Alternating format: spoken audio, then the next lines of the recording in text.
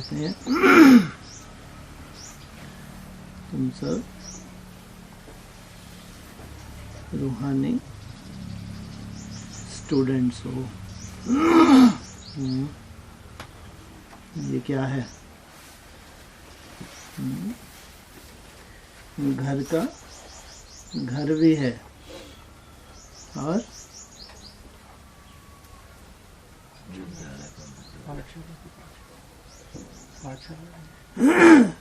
रूहानी यूनिवर्सिटी भी है और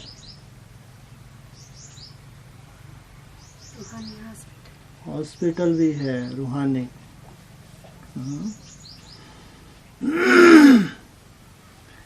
अभी हम स्टूडेंट के रूप में इस यूनिवर्सिटी में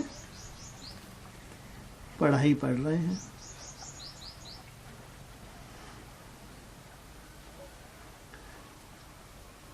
स्टूडेंट्स को होमवर्क दिया जाता है। जो अच्छे से होमवर्क करते हैं तो वापस स्कूल में दौड़ते दौड़ते जाते हैं, खुशी खुशी जाते हैं। जो नालायक स्टूडेंट होमवर्क नहीं ध्यान देते, नहीं कर पाते, वो भी तो पहुंच जाते हैं। नहीं पहुंचते।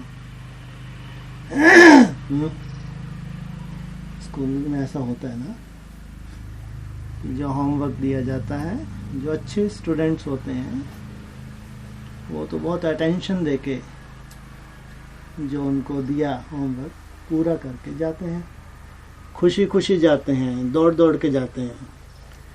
और जो नालायक स्टूडेंट होते हैं, जाते तो वो भी हैं लेकिन कमज़ोर हैं। एडमिशन तो मिल गया लेकिन प्राप्ति होती है। यहाँ भी जो होमवर्क दिया जाता है, कम से कम कितना याद कर आए?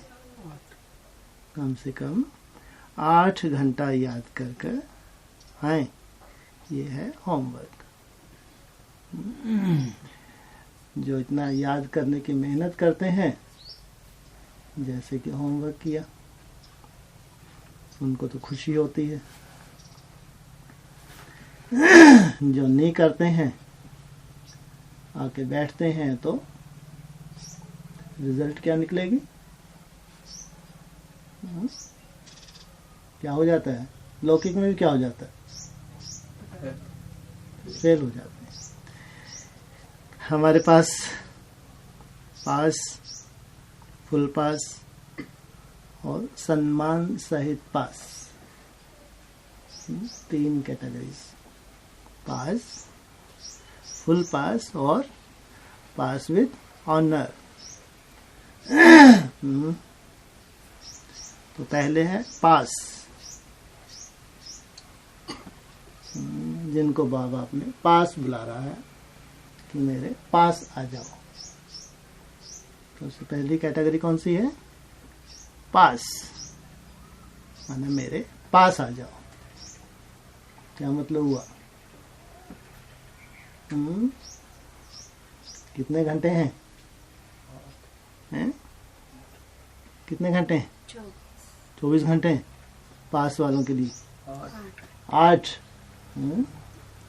अगर तुम 8 घंटा याद करते हो, बाप से अगर तुम्हारी दूरी भी है तो तुम पास आ जाओगे। माना बाबा का पास कितना बड़ा है? कितना बड़ा? कोई बच्चा पास बुलाते हैं तो बाप का दायरा कितना बड़ा होता है? कैसे कहेंगे पास आ गया? हैं जी?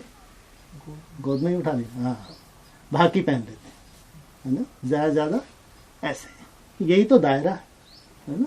अब वो दूर खड़ा है, उसको ऐसे ऐसे करते रहो। पास माना ये बाहों में पिरो लिया। इनके लिए कहा है, ये वो खुश नसीब आत्माएं हैं जिनकी रिजल्ट बाबा ने बताई, ये बनते हैं प्रिंस प्रिंसेस, राजघराने में आ जाते हैं। जैसे कि बाबा ने उनको अपने दायरे में ले लिया, तो उनकी कंडीशन बताई, ये आगे चल के पूरा सरेंडर हो जाएंगे। आज भले नहीं भी हैं, लेकिन आगे चल के क्या होगा, इनकी ये जो कमाई कर रहे हैं वो भयंकर परिस्थितियों से पहले बाबा इनको क्या कर लेगा।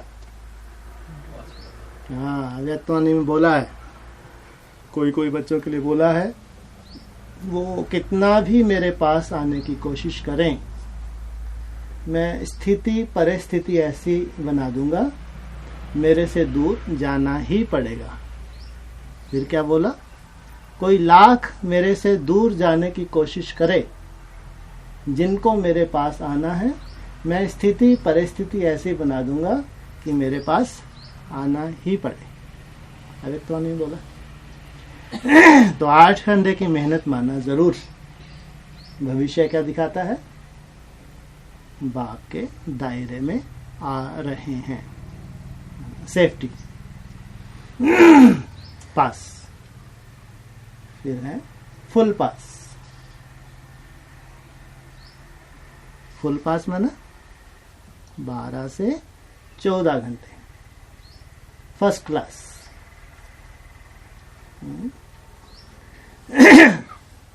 ये और थोड़े से हायर कैटेगरी हो गई।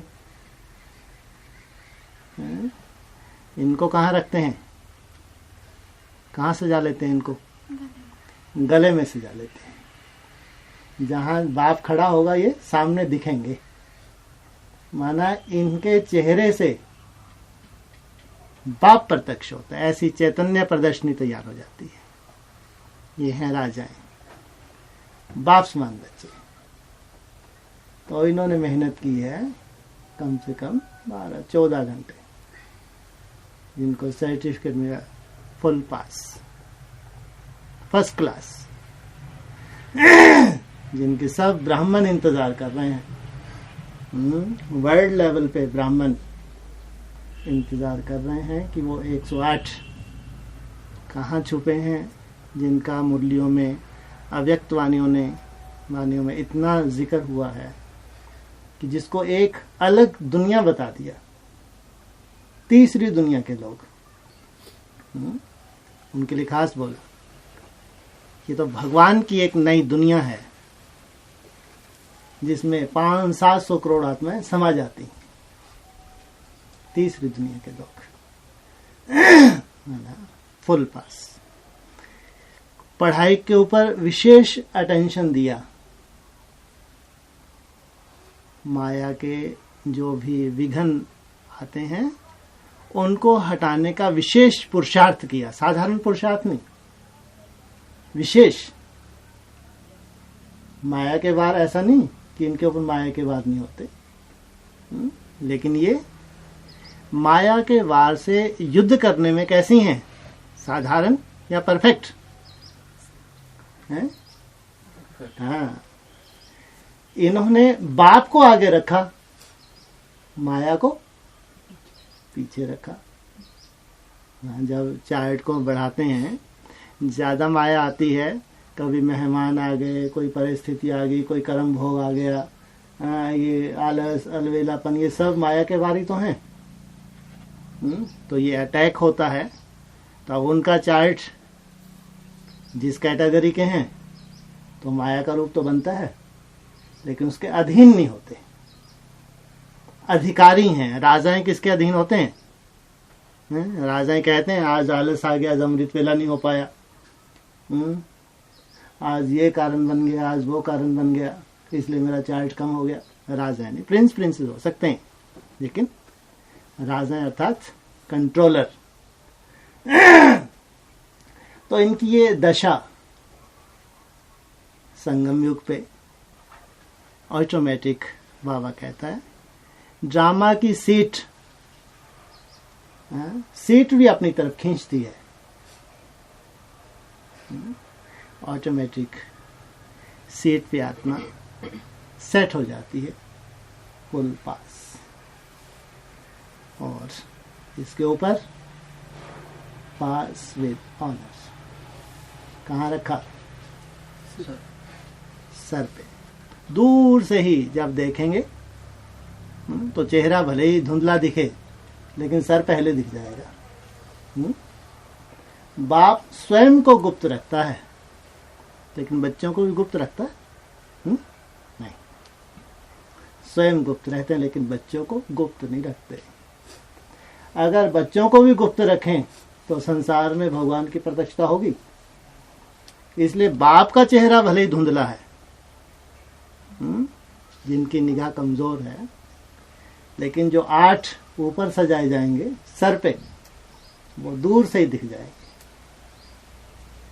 फर्स्ट क्लास रचना, पहली रचना, सम्मान सहित पास होने वाली रचना।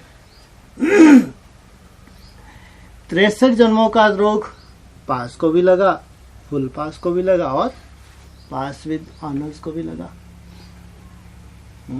63 जन्मों के हिसाब किताब 5 विकारों के किसी को छोड़ा, और सबको एक ही दवाई बताई। कौन सी? याद। ये बच्चे मेरे को याद कर। कोई अच्छा डॉक्टर होता है, बहुत अच्छी दवाई दे, पेशेंट ठीक होता नहीं होता। और यहाँ कोई ऐसा पेशेंट नहीं है जो कम से कम दवाई करना चाहता हो। फिर भी डॉक्टर कहीं कहीं फेल हो जाता है। बहुत अच्छी दवाई देने वाला डॉक्टर, जिसकी दवाई को कहते हैं रामवान, अचूक, वो फेल किस कंडीशन में हो जाता है? दवाई कब उसकी काम नहीं करती है? हैं जी? दवाई तो ले ही रहा है वो, परहेज सबसे बड़ी बात। दवाई तो बहुत करे, लेकिन अगर परहेज ना करे तो दवाई कोई काम की नहीं है। ऐसा ही हो रहा है। दवाई तो हम कर रहे हैं, लेकिन साथ साथ परहेज कितना कर रहे हैं, ये और अटेंशन देने की जरूरत है। डॉक्टर भी बताते हैं, मेरी दवाई से ज्यादा परहेज अगर तुम कर लोगे तो कम दवाई में भी काम चल जाएगा। होता है ना ऐसा लौकिक में। बोला इतनी तेरे को दवाई की जरूरत ही नहीं है, अगर तुम ये थोड़ा परहेज कर लो तो थोड़ी सी दवाई में भी काम चल जाए। यहां भी ऐसा ही है। परहेज माना जो हमारे आसुरी अवगुण हैं, जो श्रीमत बाबा ने मुरलियों में हमको दी है, रहन सहन, खान पान, प्योरिटी जो भी दी है, वो परहेज, जितना जास्ती परहेज करने वाली आत्मा होगी, जितना सूक्ष्म रूप में परहेज करने वाली आत्मा होगी, उतना कम दवाई अधिक शक्तिशाली। कम दवाई माना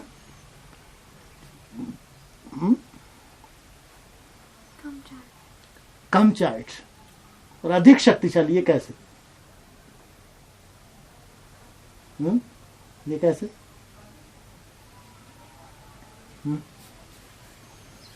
कितनी बड़ी बात है ये। परहेज के ऊपर अटेंशन, जिसने बहुत दिया, जो भी परहेज मुरली में बताए हैं, वो कम दवाई में भी बहुत powerful soul, last so fast. ये कैसे कैसे संभव है? एक तो मेहनत कर रहा है 12, 14, 16, 18 घंटे, थोड़ा मेहनत, वो थोड़ा सा परहेज में अलवेला है, थोड़ा सा फिर से कभी कभी खा पी लेता है, वो महसूस करता है जैसे कि वैसे के वैसे ही। इतना चार्ट, इतनी मेहनत करने के बाद भी मेरी आत्मा में इतनी पावर क्यों नहीं है? माना दवाई तो कर रहा है। वो ऐसा भी नहीं है कि जैसे दुनिया के रोग उसको अटैक करते हैं, उसके ऊपर वैसे अटैक हो रहे हैं, ऐसा भी नहीं है। प्रोग्रेस तो होगी, लेकिन यहाँ तो ये बताया जा रहा है अगर परहेज के ऊपर अटेंशन जास्ती दिया जाए तो कम दवाई में भी बहुत आत्मा कम समय में पावरफुल बन सकती है। अभी हम लोग जो याद कर रहे हैं इसमें बीज रूप अवस्था हमारी कम है, अव्यक्त स्थिति ज्यादा है। 8, 12, 14, 16, 18 घंटे ये हमारी अव्यक्त स्टेज है। इसमें बीज रूप अवस्था नंबर 1। परहेज से बीज रूप अवस्था उसकी बढ़ती है। जितना जास्ती परहेज करेगी आत्मा उतनी ही उसकी बीज रूप अवस्था बढ़ती है। तो उसका 8 घंटे का चार्ट भी कैसा हो गया? अगर कोई 18-20 घंटे अव्यक्त स्थिति में रहे और उसका 8 घंटे भी उससे जास्ती हो गया, पावरफुल हो गया।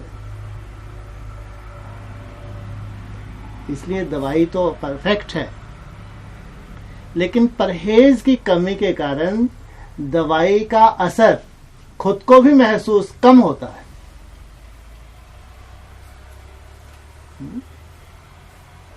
लेकिन दवाई तो अपना काम कर रही है, बाप तो अपने दायरे में ले रहा है।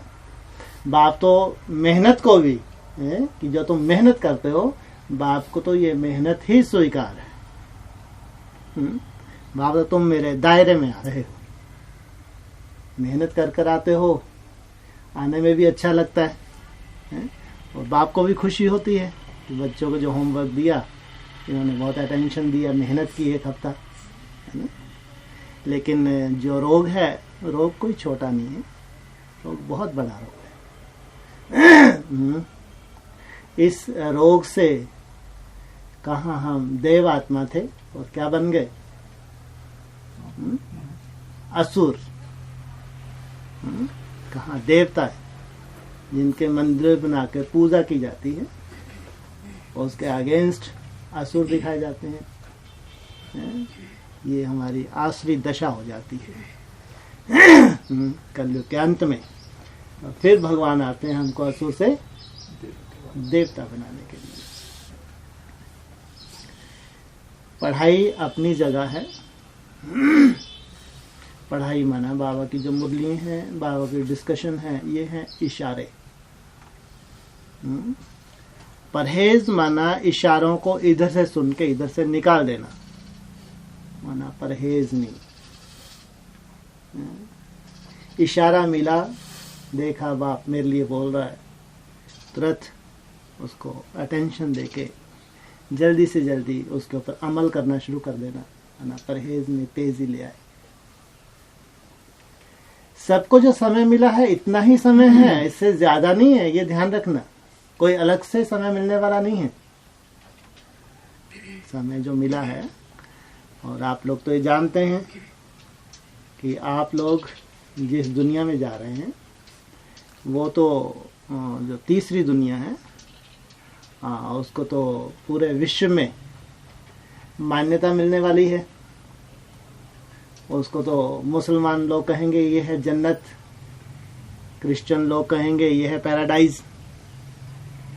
भारत में बैकुंठ का गायन है ना, सर्व मान्यता प्राप्त है, जिसके लिए सब धर्म वाले तरसते हैं। आज भी मुसलमान लोग जो कब्र में दाखिल हैं उनको लगता है जब कयामत होगी तो खुदा इनको कब्र से निकालेगा, तो कोई कोई को नसीब होगी जन्नत, बाकियों को दोज़ख नरक में चले जाएंगे। माना इतने समय से इंतजार कर रहे हैं वो कि कयामत के समय ये अंजाम होने वाला है, या तो कोई कहाँ पहुंच जाएगा, दोज़ख में, और या फिर जन्नत में। कितनी बड़ी बात है। उस धर्म के हिसाब से कितना लंबा इंतजार उस दुनिया का जो भगवान की रचना है, कोई साधारण बात है। उस स्वर्ग में जो हथेली पे है उसमें प्रवेश होना कोई साधारण बात है? यहाँ तो बहुत साधारण लगता है। बाबा कहते हैं भिखारी भी आके बैठ जाते हैं। लगता है चलता है। अभी कौन से स्वर्ग की स्थापना हुई है? क्या अंजाम होगा इनका? बोला आज मुरली में। तो थोड़ा सा विचार करो, ये जो स्थापना हो रही है ये साधारण नहीं है। इसकी 100% रूपरेखा ज्यादा से ज्यादा कितना समय लगेगा सामने आने में?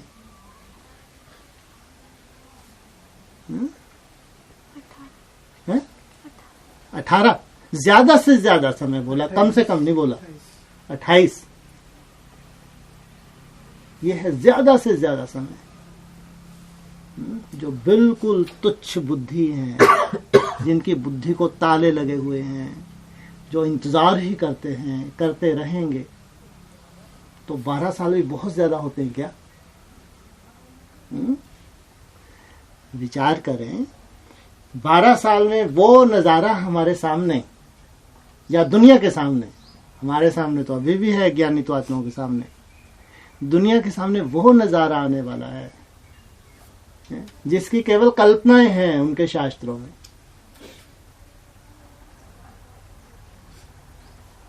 और हम उस दुनिया में ट्रांसफर होने की तैयारी कर रहे हैं कि हम उस दुनिया में होंगे, तो कुछ तो त्याग किया होगा। जब इस दृष्टि से सोचेंगे तो आपको आपका त्याग बहुत बड़ा त्याग नहीं लगेगा। अगर आपको 8 घंटे 10, 12, 14 घंटे लगता है, बहुत मेहनत है, फिर आपको ज्यादा मेहनत नहीं लगेगी, क्योंकि प्राप्ति बहुत बड़ी है। प्राप्ति छोटी नहीं है। विश्व लेवल पे हिसाब से देखो, प्राप्ति छोटी है क्या? और वो ऐसी दुनिया है जहां दुख अशांति का नामो निशान नहीं है। आज लौकिक दुनिया में कोई बहुत पढ़ाई पढ़ता है, बहुत कंपटीशन फाइट करता है, बहुत अच्छी पोस्ट पे चला जाता है। किस लिए? खूब पैसा कमाएंगे, सुख शांति से जीवन व्यतीत हो जाएगा, इसलिए। बहुत बिजनेसमैन होता है, खूब बिजनेस बढ़ाता है, किस लिए? खूब पैसा कमा के सुख शांति से। जबकि सबके सब दुख शांति में जाने वाले हैं। और हम भी तो वही कमाई कर रहे हैं। शिव बाबा किस लिए आया है? सुख शांति देने आया है। उनकी तो सुख शांति अल्पकाल की, लेकिन हमारी सुख शांति सदा काल की। अगर हमको थोड़ा बहुत त्याग भी करना पड़ रहा है, नींद का त्याग करना पड़ रहा है, आलस अलवेलेपन का त्याग करना पड़ रहा है, विकारों का त्याग करना पड़ रहा है, तो कोई बहुत बड़ा त्याग है क्या? प्राप्ति को आगे रखो। अभी क्या होता है, हम त्याग को आगे रखते हैं। अरे इतना त्याग करना पड़ेगा, यहाँ तो ऐसे ऐसे रहना पड़ता है, इतना उठो, इतने बजे ये करो, वो करो, इतने घंटे कम से कम। अपने बस का नहीं है। त्याग को आगे रखा, प्राप्ति को पीछे रखा। प्राप्ति को पहले आगे रख के देखो, फिर लगेगा कुछ भी नहीं है। अगर ये सच्चाई है, यहां मैं ट्रांसफर होने वाला हूं, ज्यादा से ज्यादा 12 साल, तो लगेगा कुछ भी त्याग नहीं कर रहा मैं। बड़े बड़े जो ऋषि मुनि हैं वो तो बताते हैं कई कई जन्म ही लगा दिए उन्होंने, तब भी लीन हो पाए। यहाँ तो हमको वो लीन अवस्था प्राप्त होती है। हम वो ज्योति ज्योत समाते हैं, जो केवल शास्त्रों में गायन है, लेकिन नसीब नहीं होता उनको। गायन है संगम युग का, वो अवस्था या वो दुनिया। इसलिए अपने त्याग का बखान अपने आप में कम किया करो, फिर मेहनत और ज्यादा लगने लगेगी। प्राप्ति को देखो, इसको घोटो। कई बार बाबा कहता है, याद की सहज विधि है स्वयमान में स्थित रहना। याद करना बहुत कठिन हो जाता है, बहुत मुश्किल लगता है, तो स्वयमान में स्थित हो जाओ। जो हमारे मान है, जो बाबा ने याद दिलाए हैं, जो भविष्य की हमारी रूपरेखा बाबा ने हमको याद दिलाई है, उसका ही चिंतन करें, जैसे स्वयमान में स्थित होना। भविष्य में जो जो टाइटल हमको मिलने वाले हैं, उन टाइटलों का चिंतन करना। ये है स्वयं में स्थित होना। तो ये कठिन याद जो लगती है सहज हो जाएगी। खुशी में रहेंगे, खुशी में बाबा का गुणगान कर रहे हैं, ये सहज। बहुत मुश्किल लग रही है, क्या मालूम कितनी लंबी यात्रा है, कब 18 आएगा, आगे उसके आगे फिर क्या है, फिर कैसी परिस्थितियां आएंगी, चल पाएंगे नहीं चल पाएंगे, ये ढेर के ढेर कमजोरी के संकल्प माना यात्रा बहुत कठिन हो जाती है। अभी वो परिस्थिति बनी ही नहीं है भविष्य की, अब भी सोच सोच के क्या कर लिए, याद की यात्रा हमारी कैसी कर ली, खंडित, मजबूरी में चल रहे हैं। इसलिए शुभ चिंतन, श्रेष्ठ चिंतन, भविष्य का जो जो बाबा ने, अगर आपको निश्चय है कि नहीं ऐसा ऐसा ही बहुत जल्दी होने वाला है, अगर निश्चय है तो उस शुभ चिंतन में जितना रहेंगे उतनी याद की यात्रा सहज हो जाएगी। सहज विधि है और यह सच्चाई है। अब तो दुनिया भी देख रही है, साइंटिस्ट भी देख रहे हैं कि वास्तव में बहुत जल्दी बहुत कुछ होने वाला है।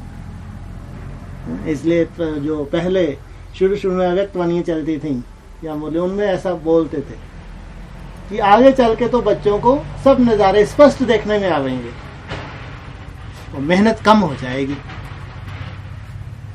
माना जब विनाश के नगाड़े बजने लगेंगे तो ऑटोमेटिक वैराग आ जाएगा, मेहनत कम हो जाएगी कि जो हम कल्पना करते थे, दुनिया को बताते थे, आज वो सामने आ गया।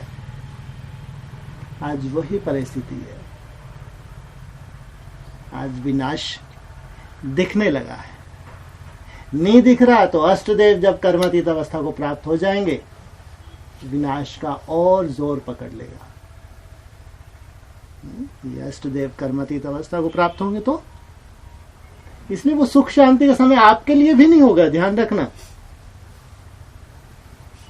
हमको उस परवाह नहीं है क्या भूकंप होंगे, बाढ़ होंगे, हम जानते हैं हमारी सेफ्टी भगवान ने की हुई, हम जानते हैं। इसलिए दुनिया को धड़ल्ले से बताते हैं कि ऐसा ऐसा होने वाला है, भूकंप आएंगे, ऐसा हो जाएगा, ऐसा युद्ध हो जाएगी, ये वो कितना बताते हैं, वो खूब नशे में बताते, क्यों, हम जानते हैं, हमने भगवान को जाना हो, हमारी तो सेफ्टी भगवान करेगा।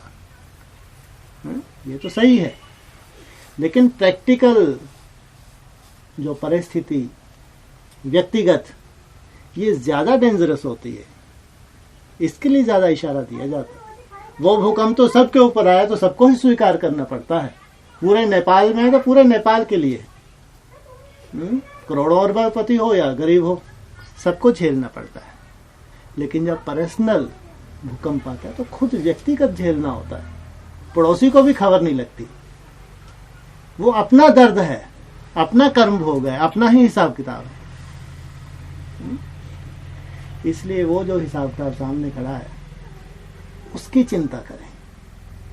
ये सही है, वो जो आने वाले प्राकृतिक प्रकोप है वो तो उससे पहले आप अपने बच्चों की सेफ्टी कर देता है, लेकिन उससे पहले जो व्यक्तिगत आने वाले प्रकोप हैं इनसे अपनी सेफ्टी।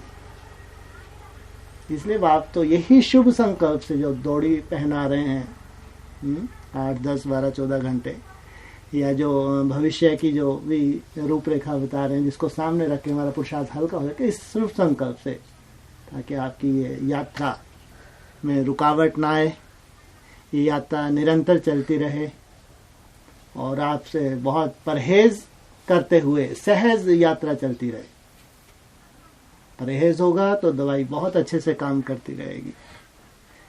वो समय जो बाप कालदर्शी जानता है, जो समय सामने खड़ा है, घोर ज्ञान की रात्रि भी सामने खड़ी है और हथेली पे स्वर्ग का गोला भी रखा हुआ है, वो भी सामने है।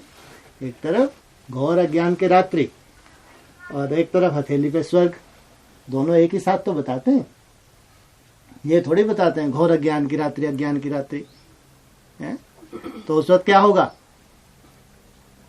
स्वर्ग का ये तो शुरुआत बताई है, 111 नई दुनिया की शुरुआत।